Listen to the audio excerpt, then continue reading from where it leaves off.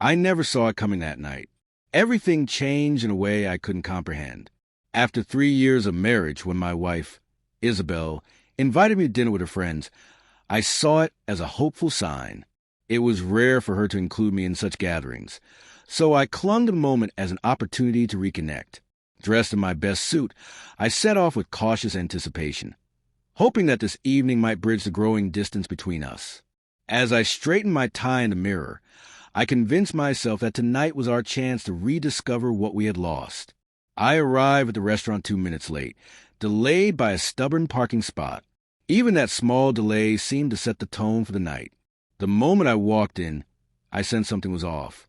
The restaurant, usually warm and inviting, felt strangely disconnected. Scanning the room, I spotted Isabel sitting with her friends, Lila and Bianca. Instead of the warm welcome I had hoped for, she barely acknowledged me with a glance before continuing her lively conversation. I took my seat, trying to mask the sinking feeling in my chest with a smile. Hesitantly, I attempted to engage, eager to be part of something that mattered to her. But each time I spoke, she cut me off with a contemptuous tone. I remember complimenting her outfit, just a simple remark meant to appreciate her beauty. She scoffed, whispering, "You should focus on your own looks." Her words, spoken with such cold detachment, echoed in my mind. Her friends exchanged glances, their smirks barely concealed. As the night wore on, the atmosphere grew heavier. Every attempt I made to contribute to the conversation was met with disinterest. I felt like a spectator in my own life, watching as a woman I once adored ignored my presence, every remark chipping away at the foundation of our history. It was as though I no longer belonged in her world. Then, as the waiter placed the bill on the table, I felt a strange sense of finality.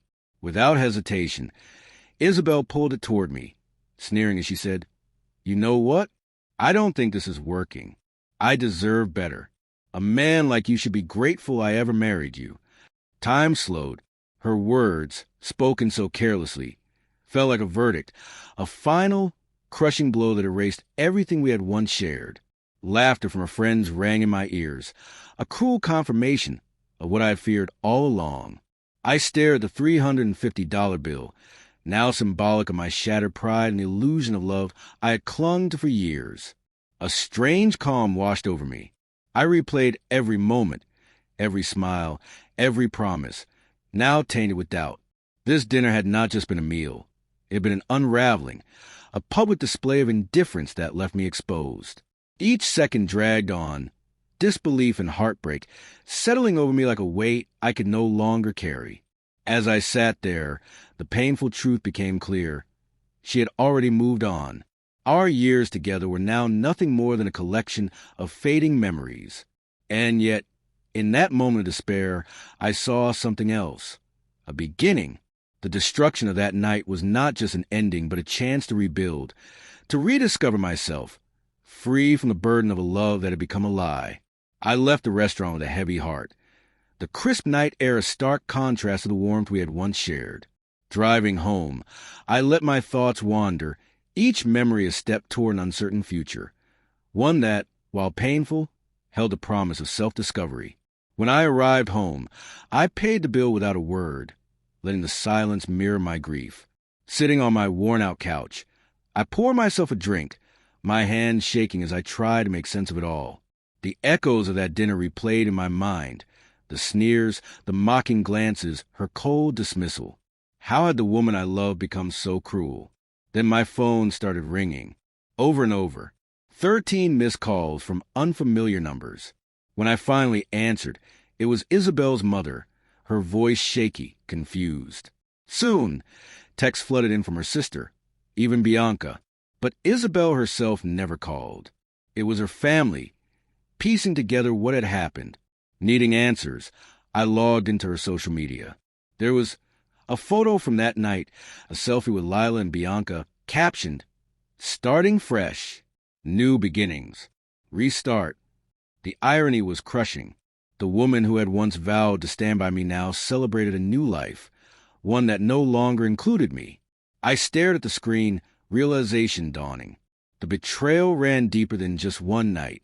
Isabel had been playing a role for years, and I had been blind to it. Memories resurfaced, small contradictions, casual remarks I had dismissed. Looking back, I saw the truth. She had been weaving a narrative, distancing me from those who once saw our love as real. Determined, I called Leo, a co-worker and one of the few who had ever hinted at knowing the real Isabel. His voice was hesitant. Man, I don't know if I should tell you this, but Isabel's been saying some wild things about you at work. You might want to look into it. At first, I wanted to ignore it, but as I replayed his words, I knew there was more. The deeper I looked, the clearer it became. Isabel had been rewriting our story, casting me as a villain, the weak husband, the insecure man. She had been preparing for this moment long, before that night. The realization was painful, but it was also freeing. I wasn't crazy. I wasn't worthless. The cracks in our marriage weren't just in my mind. They had been real all along. I decided then and there I would not let her deception define me. I began documenting everything. Memories, conversations, proof of the truth beneath her lies. Not for revenge, but for clarity. For myself. And when I finally confronted her, when I spoke the truth out loud, I saw the color drain from her face. She had never expected this moment to come. Every carefully crafted lie, every act of manipulation was unraveling before her.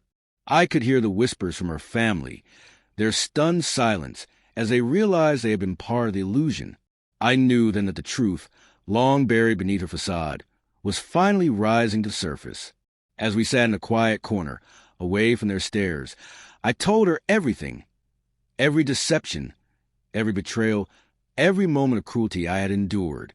My voice was steady, unshaken, even as the weight of it all pressed down on me. This was the end of her carefully built story, and the beginning of mine.